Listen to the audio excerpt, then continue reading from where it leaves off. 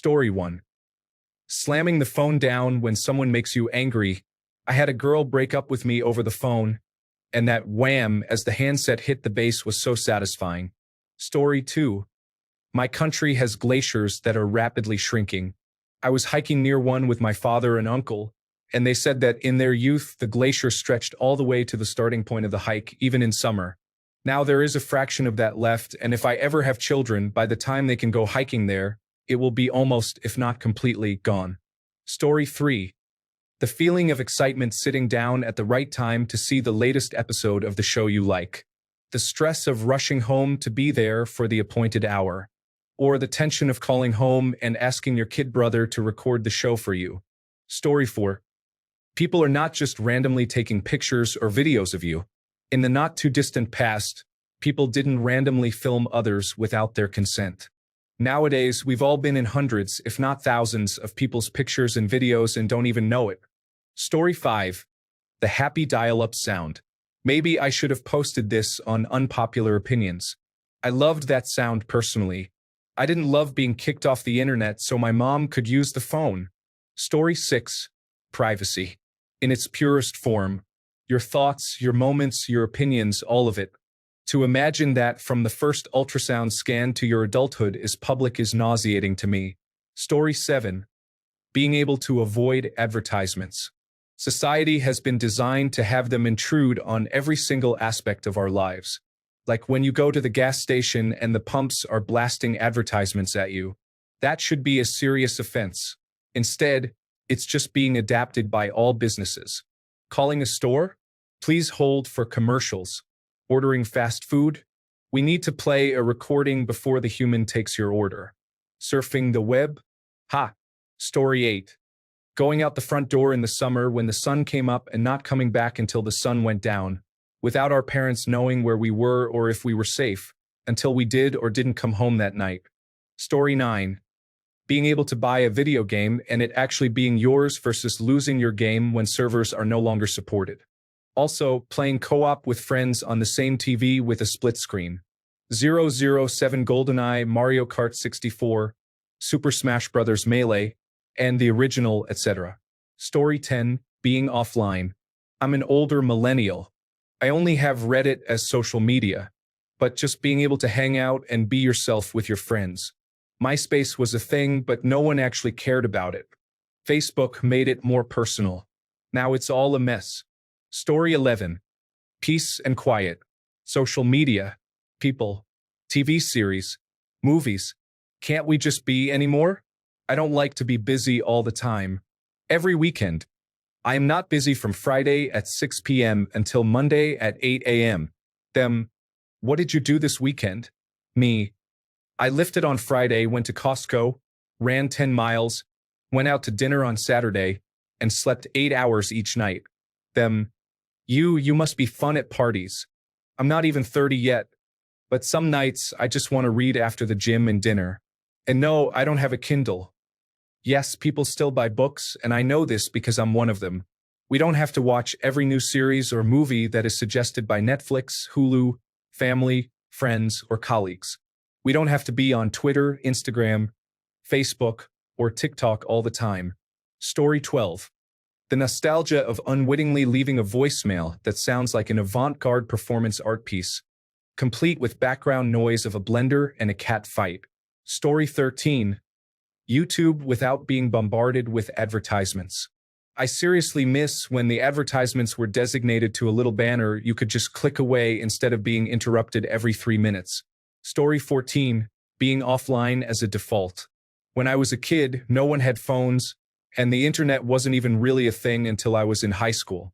Even then, it was America Online on a personal computer with dial-up, so it was not very fast. You could do a lot of dumb things, and no one would know, and you could avoid hearing about all the dumb things everyone else was doing too. It was a much healthier way to grow up for sure. Story 15. Being able to disconnect from the world. Going to the movie rental store on a Friday night. On the same note, them actually having the movie you're looking for in stock. Same with books at the library. The stinky, nasty stickiness of the ball pit at McDonald's. Or used old cars being semi-affordable for your first ride. Story 16. going to the compact disc store to pick out a new compact disc and Nintendo 64 cartridge with your parent. Bringing home Rayman and a Scum of the Earth album with my dad is like one of my core memories. My mom hated seeing her dress-up doll fall in love with boy things, but I had the time of my life. Story 17, The Wild West Days of the Internet. Experiencing it in the early 2000s was crazy. Nothing like downloading explicit content on Kazaa, and it's actually something extremely illegal or disturbing that you will remember for the rest of your life. Or just Bill Clinton saying he did not have sexual relations. Story 18. Playing with water in the backyard. You can still do it. Turn on the hose, spray it everywhere, get wet, and you can try to have fun. But for me, and I presume other children who have become aware, you can't turn off that part of your brain that realizes you're wasting water. Absolutely taints the experience. It's not as bad if you're using captured rainwater, but you've really got to have an excess, and even then, something just feels wrong about it to me. The climate crisis has really done a number on my ability to enjoy consuming anything. Story 19. Not being reachable if you weren't at home, work, or school. No email, no cell phones. If you made plans, you had to stick with them, and working outside of normal hours was much less expected. Story 20. Not needing roommates once you have a job because jobs allow you to rent a studio or one bedroom by yourself. Also, being able to sit in a waiting room or on a bus, train, or plane and read or look around without accumulating screen time. Story 21. Probably the thrill of waiting for things. Everything is instant now. No more waiting for your favorite show to air or for a new album to release. It's just all at their fingertips. Story 22. Folding newspapers from a stack dropped off on the porch, double looping the rubber band around each, loading them in the cloth bag, and flipping the bag over the front of the handlebars of your bicycle. If it's rainy weather, you get plastic bags to put each rolled-up newspaper in. I'll skip the everyday excitement of tearing through the neighborhood, aiming these projectiles close to the front doors of the subscribers. The enjoyable part was collection day. You had to go to each house and ask them to pay for the next month. Some had a check for you, most paid cash, and the best handed you a lot of $1, half, or $quarter coins. This was in the 1970s, and I loved it. Story 23. Being moody, sitting in a bar, getting drunk, and smoking. I know, it's all so terrible, but I remember it as being a part of moving through difficult times. Breakups, work problems, family troubles. Story 24. Not feeling fear of missing out. It's bad enough for anyone under 70, and I predict it won't get any better for the future generations unless there's a profound shift in our collective mindset. Story 25. It saddens me to think that many will never know the joy and serenity of sitting on a dock, in a comfy chair, in the quiet of an evening sunset just staring out upon the horizon as the sun gently slips into the ocean. No phone, no selfies, no books, no conversation. Just you, the sky, and the water, letting your mind wander where it may. They'll never experience the calmness and incredible peace that doing nothing can bring. While they can't believe some of us had gone most of our lives without a cell phone always at hand, meanwhile we can't believe they've spent most of their life with one. Perspective, it's a funny thing. Story 26. Having to make the most out of an entertainment product. With a near infinite amount of entertainment on a phone, tablet, and so on these days, if you don't like something you can just switch to something else. When I was growing up, I had 1 or 2 games for my Game Boy and a few CDs for my compact disc player for bus rides, road trips, and so on. You had to make the most out of that. Story 27. I'm 30, I am a millennial, and here are a few things. LimeWire, MP3 Rocket, Pirate Bay, the Punk Ghost Pop albums. No ads, no breaks on YouTube, and more randomly selected jokes like Vine videos. Humor that is actually edgy and not just, oh, I'm depressed, laughing out loud. I absolutely hate the fact that something that was 100% free a couple of years back now requires you to pay $15, $20, or $30 a month to get the same experience as you did when it was free, but it's still not the same. So basically, they'll never understand the actually edgy humor with little to no restrictions, all for completely free and no commercials in the middle of a 30-minute video 8 to 9 times without having to pay 20 or 30 bucks a month for a subscription. Yes, I'm ranting about YouTube, sorry, but streaming is now just becoming cable TV the sequel. Story 28. Freedom to do stupid things. Everything is illegal now. Try riding in the back of the utility vehicle on the way home from the beach. 5 on a motorcycle riding home from the movies and then a police officer having no idea what law you have broken. Story 29. Northern white rhinoceros. There are only 2 left, both female. Science is trying everything to save them and get them to procreate, but barring a genuine miracle, the survival of the species is unlikely. And this is just one of many species on the way out, ones that future generations of humans will not get to see alive. Story 30. Privacy, writing notes, working without being analyzed by some complex data collection system that rates their performance, getting lost somewhere. Hopefully, there will be some type of national holiday where everyone turns off all screens. Story 31. Doing stupid things anonymously. I did a bunch of stupid things as a teenager in the late 1990s, but it exists in the memory of me and the people I was with. It is not going to live on the internet forever like the current generation. Story 32.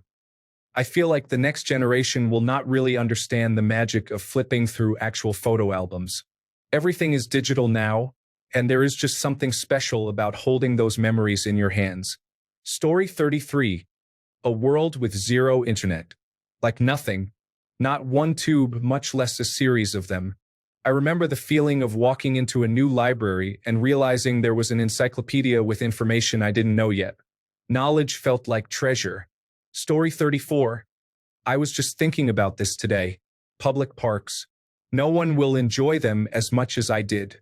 Most of the ones I enjoyed the most are gone or changed a lot. Many of them have been turned into houses. Story 35. I think the next generation might miss out on the joy of physical media like vinyl records, compact discs, and digital versatile discs. There's something special about holding an album in your hands or collecting movies on a shelf that just isn't the same with streaming. Story 36. Living a life without technology. I didn't have any technology growing up until I turned 18. No TV, no home phone, no internet. The only time I had all of that was when I was in school, but I never had it at home. Story 37. Lying in a grassy field on a sunny day and interpreting the shapes of the clouds. Our attention circuits are too fried for that kind of thing to be interesting nowadays. Story 38. Moments of mental calm. I don't know how to explain it, but it seems every moment is filled with some type of entertainment or distraction. Our attention spans don't allow us to be comfortable with just sitting with our thoughts. One thing I'm glad I got out of military training is standing there for hours with nothing but your thoughts. It's a level of introspection I think people may never see if not forced to. I know I would have never sat alone with my thoughts for hours on end otherwise. Story 39. I absolutely love music, so of course, I was all over downloading and streaming everything I wanted. But nothing ever comes close to how good it used to feel to hear a song you like. You might hear it once and never even get to know what it's called. Then weeks or months later, you finally hear it again for the second time ever. And this time you're ready to take it all in. And then it's over until the next time you may be lucky enough to hear it again. Or riding in someone's car, and it's awesome because it's the only place you get to hear the music that they own and have in the car. Riding to school with my brother was the only place I got to hear System of a Down back then. Riding with my dad is where I got Metallica. Country in mom's car. Nowadays, it's not as valuable. And it's like you extract every ounce of pleasure out of a song the instant you discover it. There's no sense of wonder about what that amazing song was or who that band was if the radio didn't tell you. Story 40, just life in general. I believe life is hard for everybody. The rich, the poor, the famous, the nobodies, right down to the geeks and geniuses. All of us struggle in life, and the struggle is real to the person who faces it. So, in my opinion, I believe most generations won't really get to enjoy life or appreciate all the beauty that the world has to offer. Story 41. People behind television shows and films pit the fan base against itself. It might not be for everything, but it just feels like something they do to get more viewers. Some people just take that bait way too easily. Story 42. I'm a Generation Z person from the Philippines, and my grandparents always say how they appreciate the weather. They said when they wanted to relax, they would just sit outside and watch the clouds and such. They tell stories about how, when they slept at night back then, They didn't even use an electric fan because of how cool and fresh the air was. Now, I can't even go outside in the late mornings and up to late afternoon without the scorching sun burning me and risking skin cancer. And I can't sleep without the air conditioning unit on. I would be a puddle in bed. Global warming is real. Story 43. Lincoln Logs. Collecting marbles. Cat eyes were the best, GI. Joe's, the real ones that were 12 inches tall and had hair for beards. Playing in the woods, and your parents didn't even care how long you were out there or where you went. Story 44. In my country, it is sports.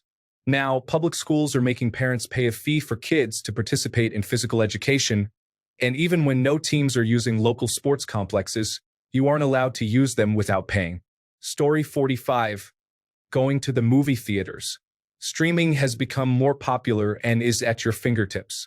I miss going to the theaters post-COVID. Also, cable television. Or looking at a cable television guide. Or playing on those playgrounds at Burger King or McDonald's. It's all dystopian now. Just get in and get out. Story 46. The fun of meeting strangers as they pull up to you on the streets to ask for directions. Global positioning system on cell phones killed strangers asking each other how to get around.